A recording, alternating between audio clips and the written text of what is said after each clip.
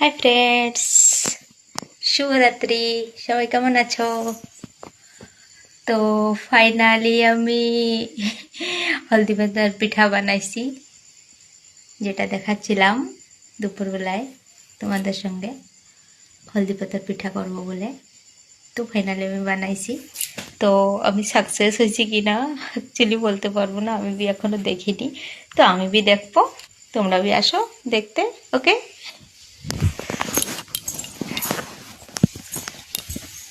তো ফার্স্ট দেখাচ্ছি। আজকে আমাদের একজন মানে ডিমান্ড করছে পেঁয়াজ ভাজা খাবে, তো আমি করতেছি, হচ্ছে এখনো। এই যে দেখেন, পেঁয়াজ ভাজা করতেছিলাম, যেটা পেঁয়াজ ভাজছি, এটা পেঁয়াজ ভাজা হচ্ছে। আর ফাইনালি হলদি পাতার পিঠা দেখাবো তোমাদের। দেখো, এখানে চিকেন সবজি, দেশি চিকেন, এটা এটা ছোট মাছের রসা, দেখছেন, ছোট মাছের জুস করছিলাম, তাই আছে। আর ফাইনালি হলদি পাতার পিঠা রেডি। 1 2 3, দেখছেন বন্ধুরা কেমনি হয়েছে ফাইনালি লুকটা।